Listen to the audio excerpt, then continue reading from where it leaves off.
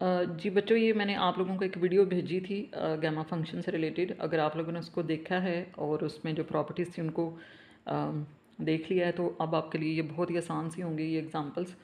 कुछ चीज़ें जो है ना वो मैं ज़रा रिवाइज़ करवा देती हूँ। ये गैमा फंक्शन की डेफिनेशन उसके अंदर भी लिखी हुई थी कि ये जो इम्प्रॉपर इंटेग्रल होता है, integral 0 to infinity e raise to power minus x x power n minus one into d x n is greater than zero, इसे हम कहते हैं गैमा ऑफ n। ठीक है। और देखिए ये जो n है इसके बारे में कहा गया कि ये ज़रूरी नहीं है कि इंटीजर हो, ये रियल नंबर है। ठीक है। रियल नंबर का मतलब है कि ये बटे में भी आ जाएगा, कहीं कहीं पे ये नेगेटिव भी हो जाएगा। ठीक है। इसको हम कहते हैं गैमा फंक्शन। उसके बाद इसकी प्रॉपर्टीज़ थी। सबसे पहली प्रॉपर्टी थी कि अगर आप लेते हैं gamma of n plus one तो ये इक्वल होता है n into gamma of n, और ये बात हो रही है पॉजिटिव रियल नंबर्स की। ठीक है। दूसरे नंबर पे था gamma of n plus one equal to n factorial only for non negative integers. ये भी गैमा का ही फॉर्मूला है, लेकिन ये नॉन नेगेटिव इंटीजर्स के लिए, यानी ये पॉजिटिव इंटीजर्स के लिए, ये पॉजिटिव रियल नंबर्स के लिए। ठीक है। उसके बाद जो गैमा ऑफ ज़ीरो है, ये थर्ड प्रॉपर्टी इसकी, ये अनडिफाइंड होता है। और अगर आप कोई नेगेटिव इंटीजर ले रहे हैं तो उसके लिए भी ये जो गैमा है ये अनडिफाइंड होगा। लेकिन अगर इन दो नेगेटिव इंटीजर्स के दरमियान में कोई नेगेटिव रियल नंबर ले रहे हैं, यानी इंटीजर्स को छोड़ के कोई रियल नंबर ले रहे हैं, तो वहाँ पे गैमा की जो है ना वो कुछ और फॉर्मूले होंगे। जैसे गैमा ऑफ 1/2 जो है वो अंडर रूट पाई के इक्वल होता है। गैमा ऑफ -1/2 जो है ये -2 अंडर रूट पाई के इक्वल होता है। और ये कैसे आता है ये आप उस वीडियो में भी आपने देखा होगा कि इसको हम किस तरह से प्रूव कर सकते हैं। इसी तरह गैमा ऑफ -3/2 जो है वो 4 अंडर रूट पाई ओवर 3 के इक्वल होता है। ठीक है। अब हमारी एक जो एग्जांपल है जिसको हमने सॉल्व करना है, बड़ी सिंपल सी एग्जांपल है, और इन एग्जांपल से आपको पता चल जाएगा किस तरह का जो गैमा से रिलेटेड जो क्वेश्चंस होते हैं आप उसमें गैमा को किस तरह से यूज़ कर सकते हैं। जैसे देखो मेरे पास एग्जांपल है integral 0 to infinity x square into e raise to power -2 x square d x. ठीक है। इस पर मैं इसको सॉल्व करूँगी, लेकिन इस पर मैं गैमा फंक्शन लगाऊंगी। अब इसके लिए मैंने क्या किया, ये जो ई की पावर में लिखा हुआ है 2x स्क्वायर, इसको t के इक्वल पुट कर लिया। 2x square equal to T होगा तो x square equal to t/2 हो जाएगा, और x की वैल्यू आ जाएगी √t/2। ठीक है। अब हमें dx की वैल्यू भी चाहिए, तो उसके लिए हम इसका डिफरेंशियल ले लेंगे। dx equal to 1/2 t/2 power -1/2 into 1/2 dt। ये जो इंटू 1/2 है ये t/2 का डेरिवेटिव है। ठीक है, इंटू dt।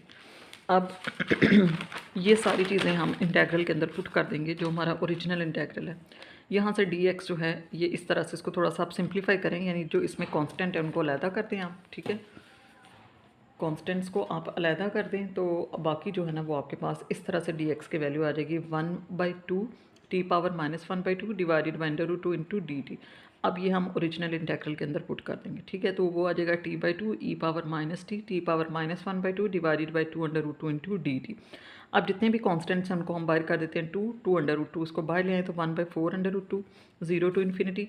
ये t और ये t पावर -1/2, इनकी पावर्स को ऐड करेंगे तो t की पावर 1/2 और e पावर -t। ठीक है।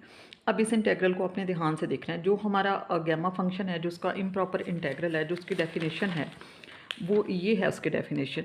इसको अपने ध्यान से देखना है। e power -x x power n-1, जो e की पावर में होगा साथ उसकी पावर n-1 होगी, n-1। ठीक है, तो ये n है, n में से हमेशा 1 जो है वो माइनस होगा।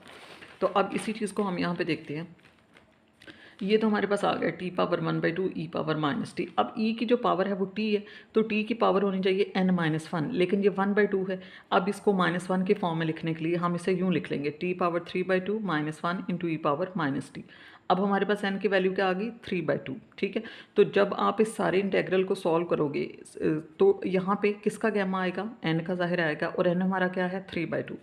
तो देखो 1/4√2 तो एज इट इज़ रहेगा। ठीक है, ये वाली कंडीशन अगर आप लगाते हैं और n इक्वल टू 3/2 रखते हैं, ये बाहर वाला कांस्टेंट तो एज इट इज़ रहेगा, गैमा ऑफ 3/2 आ जाएगा।